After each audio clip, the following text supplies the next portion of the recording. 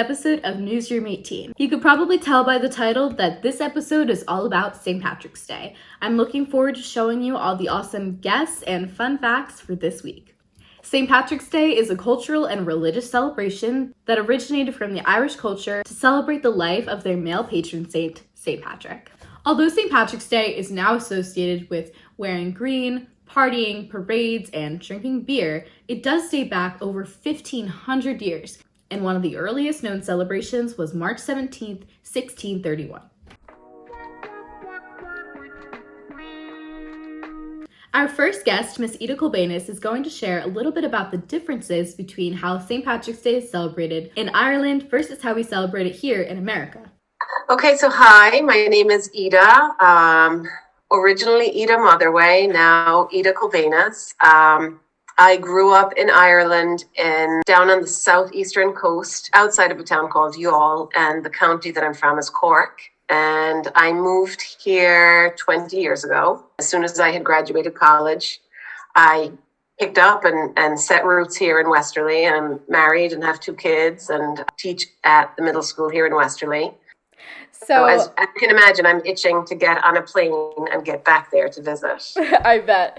So why is St. Patrick's Day such a big deal in terms of the Irish culture? So, the Irish people are known to be very religious, and the Catholic faith is very important to them. And we have 2 patron saints in our country. You have St. Patrick and you have St. Bridget. So we have a female patron saint and a male patron saint. So that's like the national patron saint. So St. Bridget's Day is February 1st. That's an important day. There's a lot of traditions that go along with St. Bridget's Day. And then St. Patrick's Day is our male patron saint, and his day is March 17th. It's not like what people celebrate here. So when I was growing up, it's referred to as what's called a holy day of obligation. So we never had school on St. Patrick's Day, but you were always expected to go to church, go to mass. So I remember growing up, my mom, they associate the shamrock with St. Patrick because there's a whole history how he converted this pagan chieftain to Christianity by teaching him about the Trinity in the Catholic faith by showing him a shamrock. So I remember when I was a little girl growing up, my mom would always go out up into the fields in the morning on St. Patrick's Day, and she would find clumps of shamrock, and we would wear like a cluster of shamrock pinned to our coat jacket going to church on St. Patrick's Day. That's so sweet. It was not like the big performances that you have here. So was it a bit of an adjustment for you to see your really special day turn into a big celebration here in America? Yeah, it's kind of more materialistic here. And, I do appreciate and I do love how you have so many millions of Irish people in this country who take pride in that day. And you have the big marching bands, you think about those groups that you see, the New York firefighter, marching band groups marching down, Fifth Avenue in New York and St. Patrick's Day. I think that that's very special to watch, but it's very different from a St. Patrick's Day in Ireland. It's almost 2 different Irish stereotypes, the traditional Irish parade growing up, and then what has now modernized into the big parades New York City. It's definitely shifted compared to what it was when I was a child. Right. So in terms of dancing, I know you mentioned that. Do you want to talk about that group you were telling me about that you follow on social media? Yeah, so there's a group, they've gone viral in Ireland. They're called Cairde, which is the Irish for friends or friendship. Cairde, I think it's _76.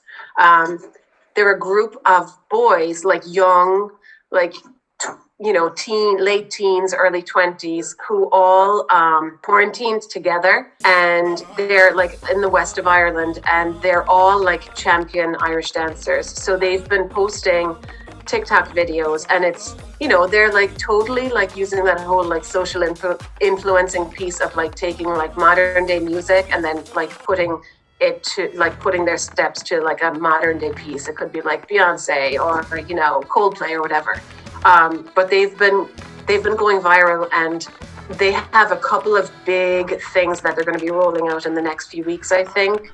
But their Twitter accounts and their Instagram pages and their TikTok accounts are like, they've had like thousands of followers. So that's pretty cool. One of the biggest St. Patrick's Day mascots is the leprechaun. Now you may be wondering, where did this originate from? The original word for leprechaun actually means small-bodied fellow. People believe that tiny men and women could cast spells and use their magical powers for good or evil.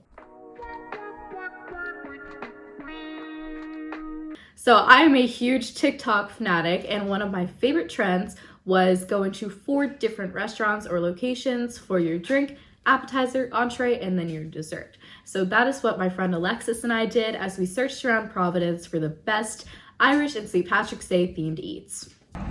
So for our drink, we got a shamrock shake, and instead of Alexis, this is actually my mom.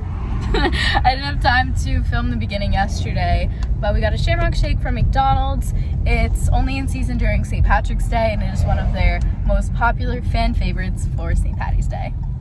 Alright, so I love my shamrock shakes. I'm definitely going to give this a 10 out of 10. Go try it. So where we got our appetizers from was Bayberry Beer Hall in Providence. We're gonna try their pretzels and beer cheese, so we'll let you know how that is. Alright, that sounds fire. Alright, I don't even think I told her what we got. No. Absolutely huge, and I can't wait to try it. Okay, so we just finished eating our pretzels, and I liked it. I liked the cheese. It was like really tangy. I would give it like a 7 out of 10. What do you think? I agree. I think the pretzel was really good, really fresh. I mean, yeah, I gotta say. They like stayed warm. Yeah, the bread was good too. Cheese was okay. I mean, it's not my favorite, but I mean, it was pretty good. I'd say. Yeah, I'd say like maybe a 7.5. I would recommend. Yeah, definitely check it out. If you go to Providence. Okay, so horrible sound quality, but we're at Murphy's Pub for our entrees. We're here picking up the food, getting our Reuben sandwich. This lighting's so good. Okay. My eyes. I know, right? So this is inside Murphy's in Providence. As you can see, it's all decked out for St. Patty's Day. It was an awesome atmosphere and everyone was super nice. And there's Alexis. We're having some gourmet eats like in the car, but this is the sandwich. I actually think it looks pretty good. Smells good. Okay, so we got a Murphy's Reuben sandwich and curly fries. Yes. I was just about to say, no, the curly fries from Murphy's in Providence. And she didn't try the sandwich, but I did, and I thought it was super good. I normally don't like, it was like corned beef, so, you know, good little St. Patrick's Day themed sandwich. And I thought it was really good. I'll give it like a solid 8 out of 10.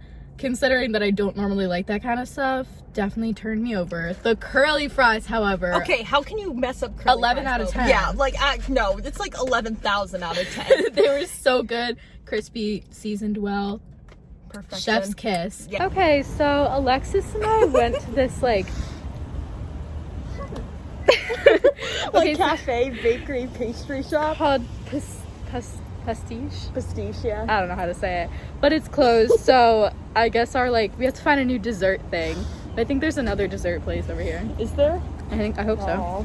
This experience because she doesn't know how to use a pay meter. So, in my defense, my parents always did it for me, okay? Like So this St. Patrick's Day episode is definitely going to be high. At LaSalle Bakery. It's very cute. I'm going for those bad boys. And a cannoli, of course. And a cannoli. Killing the vibe in a good way. Okay, so we just went to LaSalle Bakery. She got I was gonna call it a croissant, a cannoli. And I got an Irish cream zeppoli. We'll let you know. Alright, yeah. Okay, so the zeppoli was super good, giving it like an 8 out of 10. Cannoli top tier, but how can you go wrong with a cannoli? That's just my personal opinion. That's so true. Yeah, I would definitely recommend this place. Check it out if you're in Providence. I really hope you enjoyed that segment. It was super fun to make, and I really loved being able to try different foods from different restaurants. You should definitely try that trend, and you should certainly try to find some Irish pubs in your area on St. Patrick's Day and support their business. It is super important, especially with the pandemic. People aren't open at full capacity, and they're not having those awesome celebrations that they normally would have if COVID wasn't unfortunately in the way for a second year in a row. So even if you're not comfortable dining in, you can get takeout like Alexis and I did and still have that awesome experience of enjoying some really awesome Irish-inspired food.